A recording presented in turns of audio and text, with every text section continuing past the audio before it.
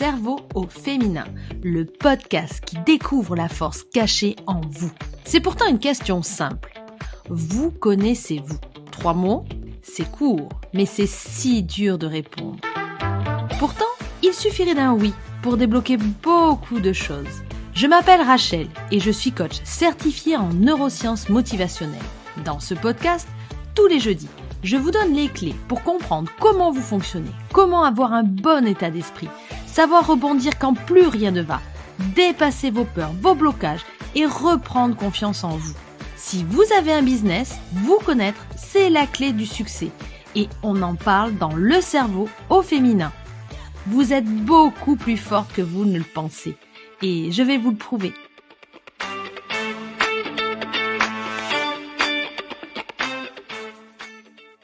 Bonjour à toutes et bienvenue dans le nouvel épisode du podcast Le cerveau féminin, la force cachée en vous. J'espère que vous allez bien. Je ne sais pas vous, mais moi je trouve que ce mois de septembre file à toute vitesse. Alors aujourd'hui, nous allons passer à la moulinette, un sujet qui, soyons honnêtes, nous touche toutes. Il s'agit donc des doutes et de l'auto-sabotage. On passe toutes par là, n'est-ce pas ? Alors, imaginez un instant. Vous avez une idée géniale. L'élan est là.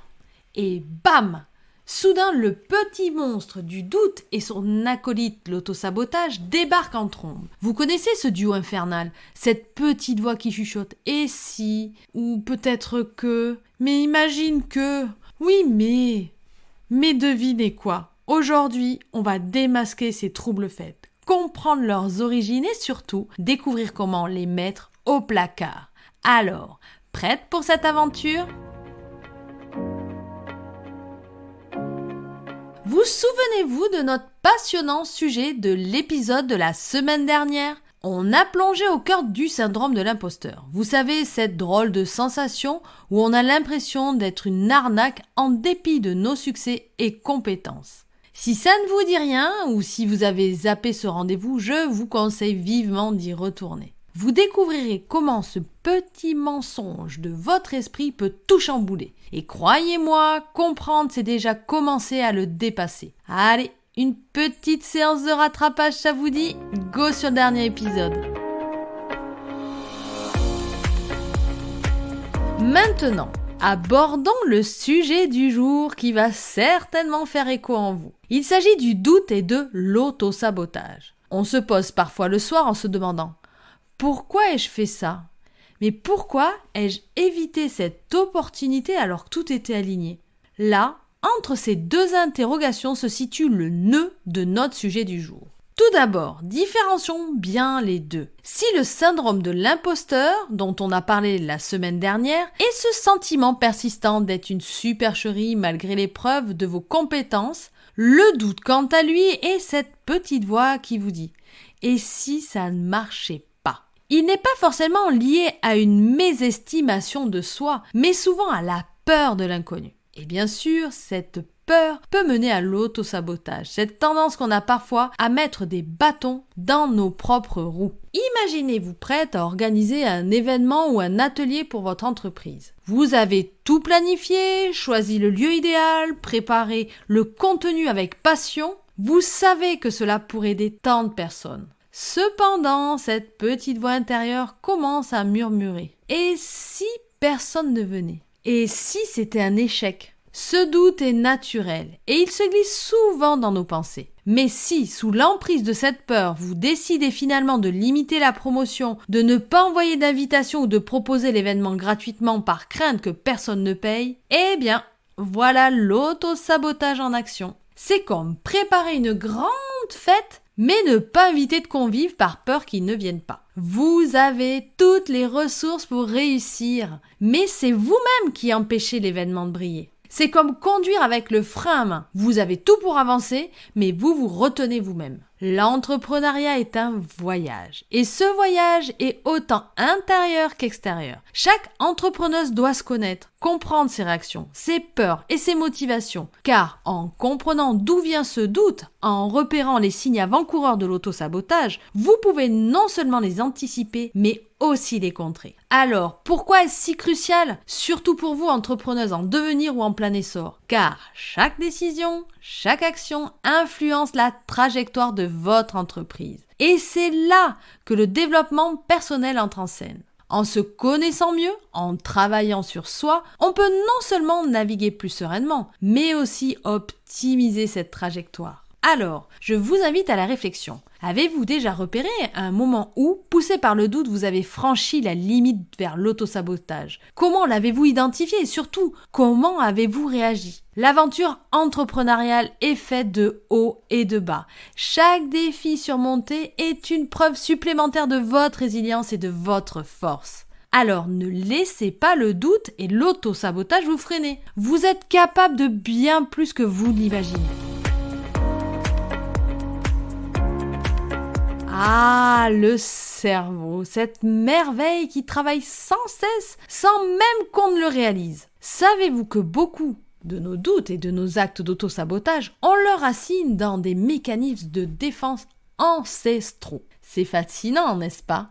Donc, quand on parle d'autosabotage, c'est en réalité le cerveau qui tente de nous maintenir dans notre zone de confort. Ou plutôt, je préfère dire notre zone d'inconfort. Pour lui, cette zone est synonyme de sécurité. En effet, à l'époque préhistorique, sortir de cette zone pouvait signifier faire face à un danger réel, comme une bête sauvage. Aujourd'hui, il n'y a plus de bêtes sauvages, mais notre cerveau n'a pas encore totalement intégré tout cela. Les doutes, quant à eux, sont une autre façon pour le cerveau de vérifier si nous sommes prêts à affronter le danger. C'est comme un système d'alarme qui s'active pour nous pousser à réfléchir avant d'agir.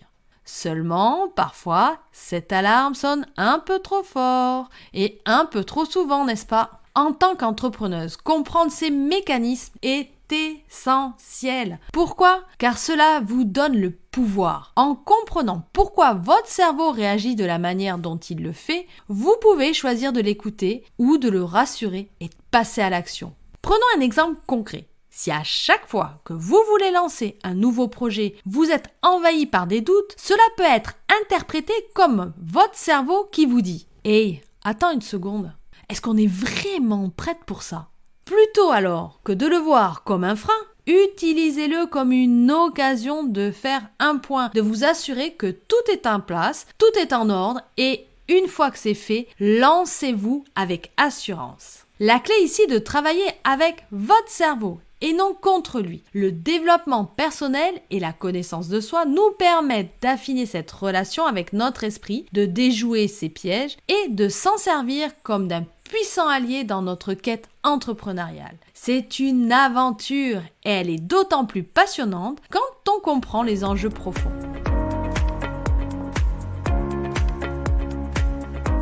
Souvent, on considère les doutes comme des obstacles, des barrières nous empêchant d'avancer. On se sent paralysé, voire même découragé. Mais, et si on retournait la table? Et si ces doutes étaient en réalité des boussoles secrètes, nous pointant vers des trésors cachés en nous? Imaginez un instant, lorsque vous ressentez un doute sur une compétence ou une décision, plutôt que de le voir comme un signe de faiblesse, considérez-le comme une flèche. Oui, une flèche, pointant vers une zone qui demande simplement un peu plus d'attention, de soin et d'exploration. Prenons un exemple concret.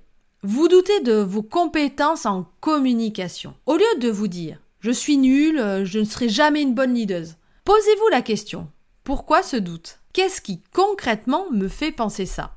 Peut-être réaliserez-vous que vous n'avez jamais eu de formation formelle en leadership. Eh bien, cette prise de conscience est précieuse. Elle vous montre une zone de croissance, une opportunité d'apprendre et donc de vous améliorer. Ce changement de perception transforme chaque doute, chaque peur en une carte au trésor. Votre aventure entrepreneuriale devient alors un jeu de pistes passionnant où chaque étape, chaque défi vous rapproche de la meilleure version de vous-même, ou plutôt de la version de vous-même la plus puissante. C'est toute la magie du développement personnel. Au lieu de fuir nos zones d'ombre, on les embrasse, on les explore, on les éclaire et même on les accepte. Parce qu'au bout du compte, ces zones d'ombre recèlent souvent nos plus grandes forces et nos plus beaux potentiels. En tant qu'entrepreneuse, cette perception est un atout majeur, un super pouvoir qui vous permet de transformer chaque difficulté en une étape vers le sommet. Alors, prête à chasser les trésors ?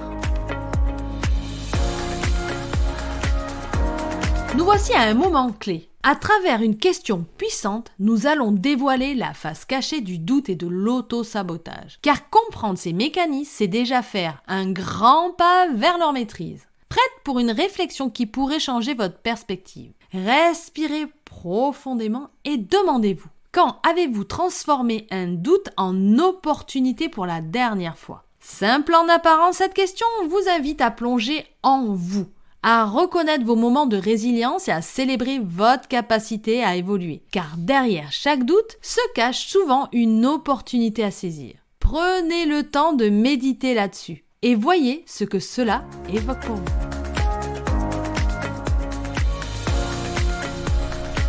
Maintenant, il est temps de vous préparer à passer à l'action. J'ai pour vous un exercice simple mais redoutable pour faire face à vos doutes et les transformer en opportunités. C'est un peu comme une boussole pour naviguer dans l'océan de l'entrepreneuriat. Allons-y avec un exercice ludique mais puissant. Allez, c'est parti. L'exercice s'intitule « Le scénariste ». Imaginez que vous êtes la scénariste d'un film sur votre vie. Le prochain scénario à écrire concerne une situation où vous ressentez un doute ou une tendance à l'auto-sabotage. Premièrement, vous allez commencer par écrire le scénario réel. Prenez une feuille et un stylo. En quelques lignes, décrivez la situation émotionnelle telle qu'elle s'est réellement passée ou telle que vous craignez qu'elle se passe. Notez vos émotions, vos actions et même vos paroles. L'étape 2, c'est de réécrire le scénario. À présent, écrivez une nouvelle version de cette situation, mais cette fois-ci avec un twist. Imaginez que tout se passe de manière optimale. Que diriez-vous ? Comment réagiriez-vous ? Quelle serait l'issue idéale ? Laissez libre cours à votre imagination. Soyez l'héroïne de votre film. La troisième étape sera donc la comparaison. Relisez les deux scénarios. Quelle différence observez-vous ? Qu'est-ce qui vous empêche d'adopter le comportement de la seconde version ? Quelle petite action pouvez-vous entreprendre dès maintenant pour vous rapprocher de ce scénario idéal ? L'idée est de comprendre que, souvent, la seule chose qui nous retient est notre propre perception et nos croyances. En visualisation un scénario positif, vous ouvrez la porte à de nouvelles possibilités et perspectives. Vous avez le pouvoir de réécrire votre histoire. Alors, quel scénario choisissez-vous ?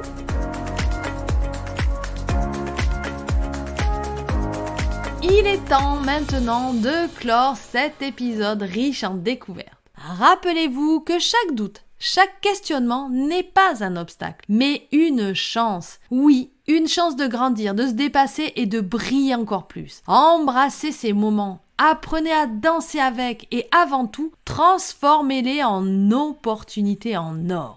Petit challenge pour vous, la prochaine fois que ce petit monstre du doute se manifeste, au lieu de le repousser, invitez-le pour un café. Écoutez ce qu'il a à vous dire, puis demandez-vous, quelle leçon puis-je en tirer ? Et si vous avez envie d'aller encore plus loin dans cette démarche introspective, rejoignez-moi sur mon canal privé Telegram. Le lien est dans la description de cet épisode ou dans ma bio Instagram. Vous y découvrirez encore plus de clés pour une meilleure compréhension de vous-même et des pistes concrètes pour passer à l'action. D'ailleurs, si ce podcast vous a plu, si vous avez trouvé de la valeur, alors je vous invite à le faire savoir. Comment ? En vous abonnant tout d'abord. Cela vous permettra de ne manquer aucun épisode et de poursuivre cette formidable aventure avec moi. Mais aussi, si le cœur vous en dit, en le partageant autour de vous, sur vos réseaux, à vos amis, à d'autres entrepreneuses. Chaque partage, chaque commentaire ou recommandation est pour moi une immense source d'encouragement et me motive à continuer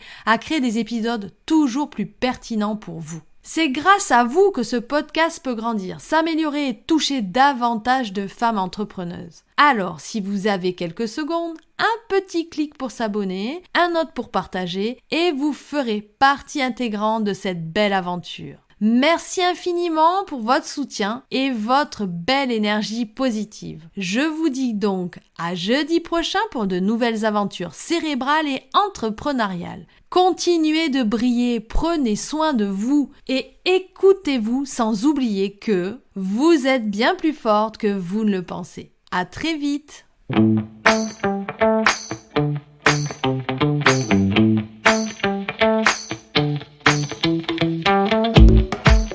Merci d'avoir écouté Le cerveau au féminin. Pour plus d'informations, vous pouvez aller jeter un œil sur mon compte Instagram Rachel Mindset. J'ai aussi un site internet rachelmindset.com sur lequel vous pourrez retrouver toutes les informations à propos de mon accompagnement. Si vous avez aimé cet épisode, vous m'aidez en le disant. Alors n'hésitez pas à réagir, racontez votre expérience ou posez vos questions en commentaire.